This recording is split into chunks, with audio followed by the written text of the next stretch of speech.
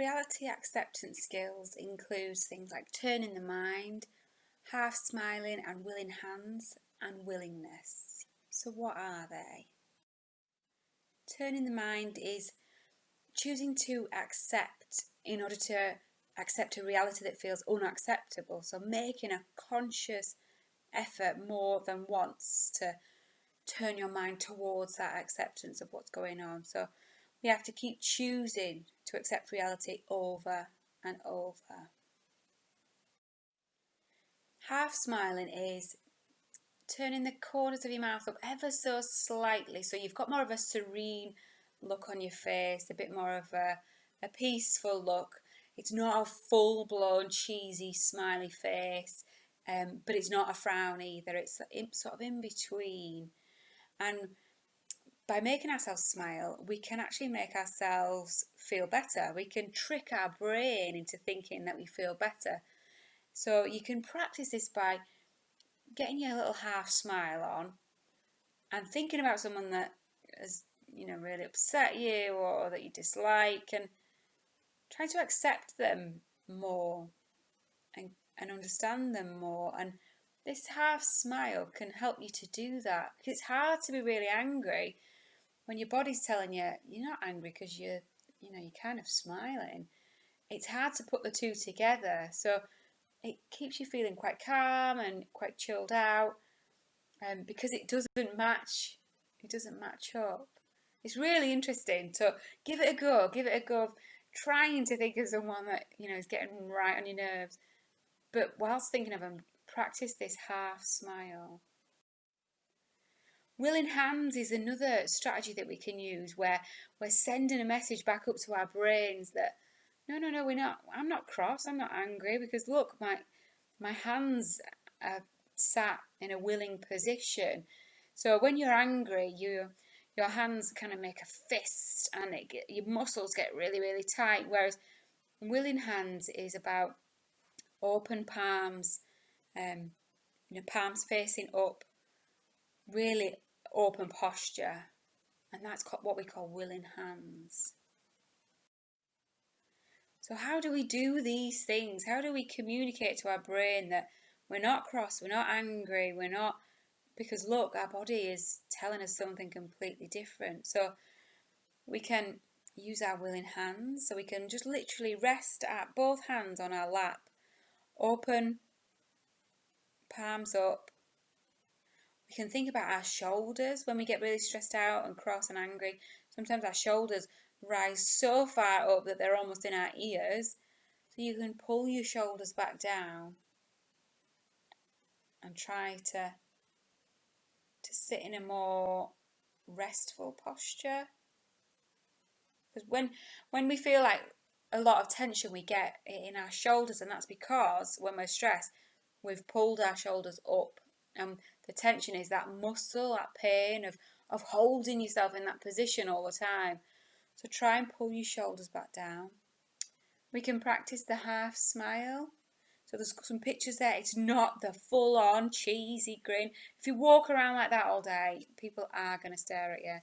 So it's the kind of that serene, peaceful look. So when can we practice these things? When can we practice our half smile?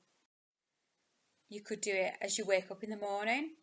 You could put a picture of a smiley face on your ceiling or on the back of your alarm clock, or you could have it on your phone, whatever it is, somewhere that's going to remind you to just put on that half smile. Because sometimes people wake up and they say, I just woke up angry, I just woke up in a mood. Well, if you try from that get-go of practicing that half smile, you might feel differently. It might change how you tackle the day, because you're going to approach it from a different mindset. We can practice listening to music with our half smile, trying to ignore bad thoughts and just letting the music kind of take you wherever it wants to take you with that half smile on. Quiet times, just thinking when you're spending time by yourself, you might be just looking around, seeing what's going on, just to try and adopt this half smile. You can also practice the half smile when you're feeling annoyed. You can turn on the half smile and concentrate on your breathing, and it can help to dissipate that emotion and that response. You can practice it when you're lying down, when you're going to bed, or you're just watching telly. So practice it when your body's relaxed as well, and breathing in and out, focusing on your breathing, and see how that has an impact on your emotions and your feelings, and see how it makes you feel. It's really powerful stuff. Willfulness is like sitting on your hands. It's not joining in, it's saying no, refusing, giving up, doing the opposite of what works. So it can also look like trying to control events or other people, trying to escape from experiences, holding yourself back by saying no and just not taking part in things, denying life really and refusing to be a part of it, and holding a grudge. That's also been quite willful. Imposing your will on reality, trying to fix everything, or refusing to do what you know is needed in a kind of stubborn way. And it's described as being quite a passive thing. It's because you're choosing not to participate. So doing these things and approaching situations from that perspective can make you feel quite angry. It can keep that angry feeling going for longer, because you holding a grudge and things like that, you stay on with that feeling, you hold on to it for a longer period of time. Can make you lose friends, make people not want to be around you. If you're trying to control every situation and scenario, that's not going to be something that people want to be around all the time, because people have their own free will, they have their own choices, they don't want you to tell them what to do with their life. So being quite willful can have an impact on your friendships and your relationships. And it can also leave you feeling a little bit bad inside, some quite tricky feelings.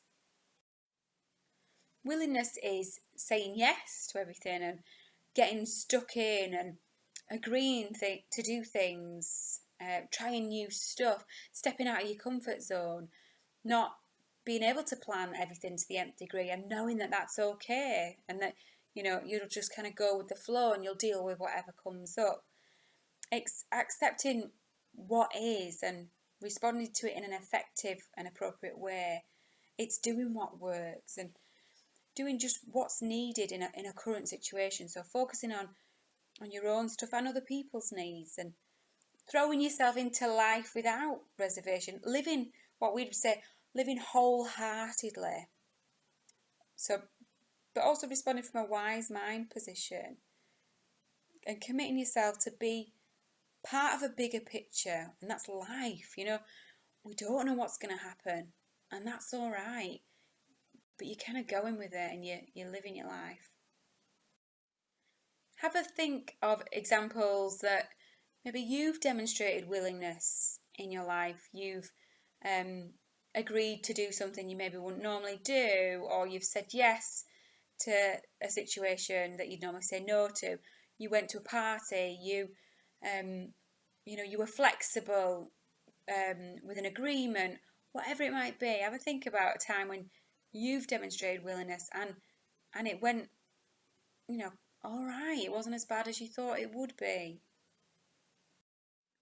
Some other examples of willingness might be changing a date or a time that you've got, you're meeting someone and you change the date or the time that you're going to meet to suit somebody else's needs.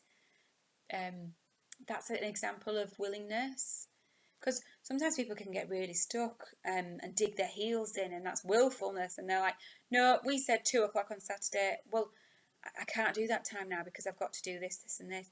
Well, no, sorry, that was the agreement, that was the plan.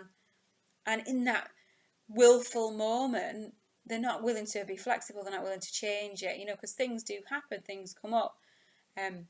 So they might then cut their nose off to spite their face, if you like, and then that situation doesn't happen because then we're too willful in holding on to that plan. joining in with an activity that you might not normally do. That's a demonstration of willingness. Giving up your seat to somebody on the bus, willingness, and doing something kind for somebody else. Again, letting somebody go before you in a queue. You know, you've got your full Aldi big shop and they've got a pack of biscuits and some tea bags, and you think, oh, do you want to go in front? And you, to them, you know, you've saved them so much time and they're really grateful. For you, it was an extra 5 minutes. What's an extra 5 minutes when you've got a full shop load going through? So that's demonstrating willingness and doing something nice for other people. Why demonstrate willingness, and what is that all about? Well, it's better for you. It makes you feel good. It gives you that warm feeling in your belly and creates positive emotions, good feelings, and who doesn't want more of those? It makes other people think good things about you. Someone once said to me, people don't remember what you say, but they do remember how you make them feel. And that's always stuck with me, and I think, gosh, yeah, nobody remembers what you said 2 months ago, like word for word, but they will remember if they thought their lasting impression of you was, oh, that was really kind, or that was really thoughtful. So they'll remember what you did and how that made them feel. It creates changes in your brain. If you're feeling good, you're generating positive things going on in there. And it can make a bad situation a good situation. You know, you've got the potential to lead by example and turn a situation around and make it more positive for yourself and for other people. It's an opportunity.